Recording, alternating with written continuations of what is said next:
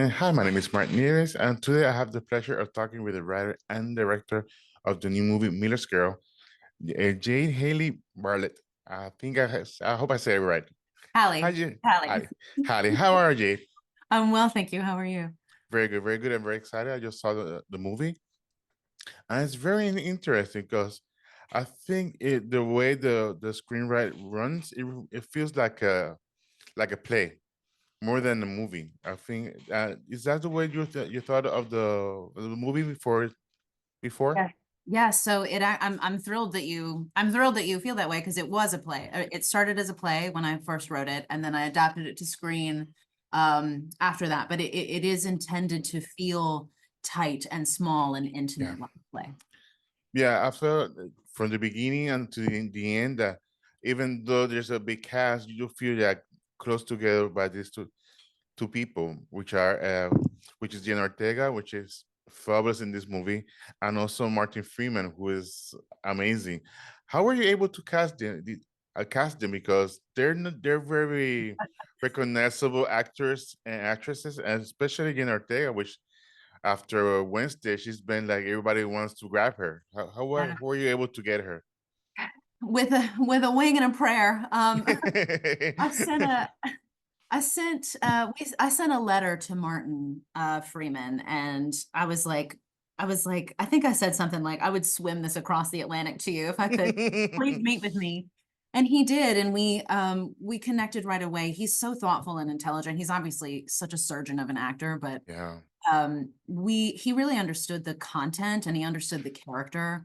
And I think the first time we met on Zoom, we talked for maybe 2 hours, and he was just so extraordinary, and he asked so many terrific questions. And then we had a pretty robust search for Cairo, and we met some unbelievably talented young women. And then I met Jenna, and it was like, I don't know, she was so disarming, and she understood the character in a way that I think I'd been waiting for. I think people talk about it like I've always heard people talk about the wedding dress thing, like you put on a wedding dress and it's like the one. I was like, that's not real, but it is. Yeah. It wasn't my experience with Jenna, and she just we really connected, and she also, both of them, they understood these characters in a almost in a way that I didn't have to explain. And so that made it very easy. Like it just couldn't have been anybody but them. And I'm so grateful that they joined us. Yeah, yeah, you must be very grateful and blessed because having them as a part of your cast must have been such a blessing of talking to them, being able to allow them to bring their own personalities to these characters, which Absolutely. they're kind of dark because I could a little bit relate a little bit to the Martin's character to Miller because he was like in his age where in this kind of middle age crisis, which he's been a writer. He doesn't feel like a writer, and he does feel like a writer, but even though he doesn't write, how how were you able to create such a deep character in a way that even though he's a male, also going through his personal struggle because his wife on the other side is a writer, is recognized by the public, is always on schedules, as always something, but he who see himself as a writer doesn't is not able to do that. Yeah, that's such a great question. I think as a writer, the my biggest one of my biggest fears is not having inspiration. And Yeah. if you don't have inspiration, which can come from a multitude of things, for Jonathan, it's that he's complacent. He got his Mhm. basically got his Yeah. feelings hurt because he was rejected, sort of.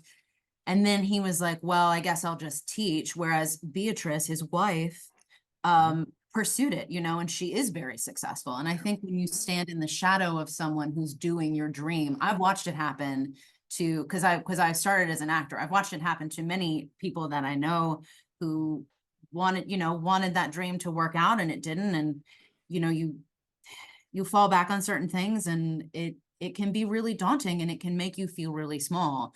And Jonathan's smallness is what lets him do the terrible things that he does, like his hubris, his arrogance, like his inability to see himself for what he really is.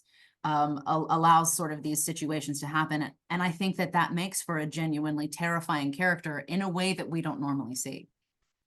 Right. Yeah. Yeah. Because the way you wrote him, like that he's not like that's the thing about this story is that there's no right or wrong. There is a person who's kind of the middle-age crisis, and in the sort of way, he's this as sweet as a catharsis of what has he become. I see maybe through her the way she can maybe push him in sort of a way, but I don't want to spoil anything. Yeah. But yeah, I found the script was very, very nice, very nice. Thank you. And also I want to ask you because I noticed you were doing some research that this is produced by Seth Rogen and Evan Goldberg.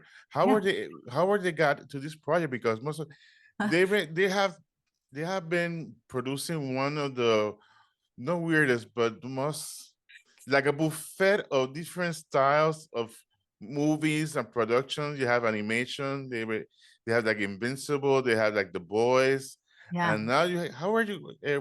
How did you found them? They found you, and how did they started out? Yeah, when the script was on the blacklist, it circulated for a while, and I met with different companies. They actually really surprised me because, I knew them mostly from comedy, but Mhm. all comedy, if you take out the punchy lines, is the saddest, most Yeah, dramatic thing you've ever seen. So that company, they really understand, and James Weaver and Josh Fagan, who were my point people over there, they really understand pathos, they really understand depth, and they really understand horror. I think they really understand, I mean, Preacher was pretty yeah, dark.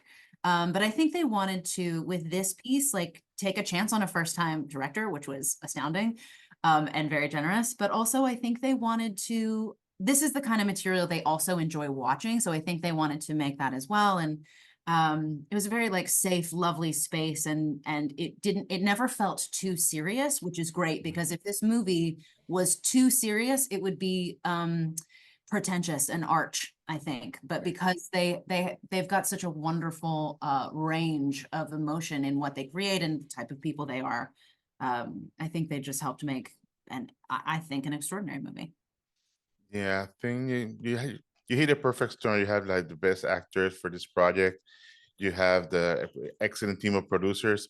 And how were you feeling about being, well, you were right before, but giving the chance to go ahead and be this directorial debut? How did you feel about this? Oh, I feel amazing. It's kind of the thing I didn't know I was missing because I was an actor for a long time and I was a writer for a very long time. And I didn't know that I wanted to direct. It was sort of an accident that I came to directing this movie. And then when I decided I was going to, my producing partner, Mary Margaret, who produced the film, we had an incident where one evening she was like, "You are going to direct this movie, right?" And I was like, Mhm. "Well," and she sort of spoke life over me in that moment. And I remember going to the guys at Point Grey and I was like, "Hey, like I want to direct this movie." And I thought they were going to tell me to take a Nope. hike, but they were like, "Okay, great." Like it was so I don't want to say fate. It was just like kismet. Like they were like, I think their confidence in me gave me confidence. Like it was just sort of this Ouroboros of confidence. And so they were just like, yes. And then it went from there. Wow. So it was very, very nice experience. Also having them, like I said before, having them being behind you, supporting you. Yeah. So, Jay, thank you so much for your time. I really appreciate it. I could be talking to you the whole day. Been a pleasure. I just remind people that Mirror Scare is going to be starting on movie theaters this Friday on the 26th, correct? The 26th? I'm sorry. 6. That's right. Yeah, 26th. All right, perfect. So, anything else that you want to tell the people to Puerto Rico? Oh, just hello and please see the movie. I can't wait to hear what you think of it. And I hope you have a long chat about it in the car on the way home. Yeah, yeah, it's a very nice movie. I really enjoyed it. So, congratulations. Thank you. Thank you, Mark. I hope you have a great day. You too. Have a good one. Bye bye. Bye.